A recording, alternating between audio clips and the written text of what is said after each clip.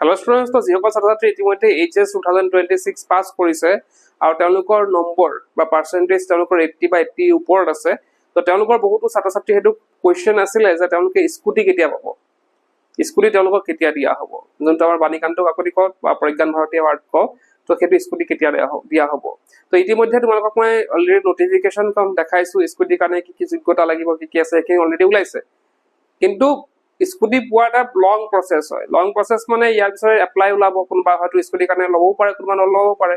যোনে নিযুত বনাই ল'ব বা নিযুত বাবু ল'ব তেওঁলোকে হয়তো স্কুটি নল'ব পাৰে। গতিকে এপ্লাই কৰিব দিব, এপ্লাই কৰাৰ পিছত তোমালোকৰ নেম লিষ্ট ওলাব, নেম লিষ্ট ওলোৱাৰ পিছত তোমালোকৰ মানে যিবিলাক কাগজ পাতি সেইখিনি চেক কৰা হ'ব নডাল অফিচাৰৰ দ্বাৰা।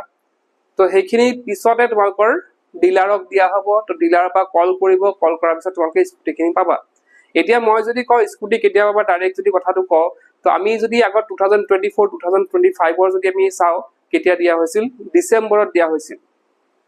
2024 আৰু 25 মানে HS যিসকলে পাছ কৰিছিল তেওঁলোকৰ ডিচেম্বৰত স্কুটি প্ৰদান কৰা হৈছিল। কিন্তু কোনোবা হয়তো ডিচেম্বৰৰ পিছতো পাব পাৰে। ধৰা এতিয়া এটা প্ৰথমতে তেওঁলোকে মানে এটা অনুষ্ঠান তেওঁলোকে অনুষ্ঠিত কৰে, যে এটা ডেটত ধৰা কোনো এটা জেগাত কি কৰিলে তেওঁলোকে এটা অনুষ্ঠান বা গুৱাহাটীতে কৰিলে, কেইবাজনক দি পেলাই স্কুটি মানে দিয়াটো ষ্টাৰ্ট কৰিলে। কিন্তু লাহে লাহে এইবিলাক ডিলাৰত যায়, ডিলাৰৰ পৰা আকৌ কল কৰে, কাৰোবাৰ যোনবিলাকৰ যাৰ নাম আগত আছে সিহঁতক আগত দিয়া হয়, যাৰ নাম পিছত আছে তেওঁলোকে পিছত পায়। গতিকে প্ৰচেছটো ধৰা প্ৰায় নৱেম্বৰৰ লাষ্ট বা ডিচেম্বৰৰ ফাৰ্ষ্টত আমি ষ্টাৰ্ট হোৱা দেখা পাম। তো যিহেতু এটা লং প্ৰচেছ, অলপ অপেক্ষা কৰিব লাগিব। তো যিহেতু 80% যিসকল পাইছে অলৰেডি তেওঁলোকে পাবই, গতিকে অলপ অপেক্ষাৰ ফল মিঠা যিহেতু, গতিকে তোমালোকে অলপ ৱেইট কৰিব লাগিব।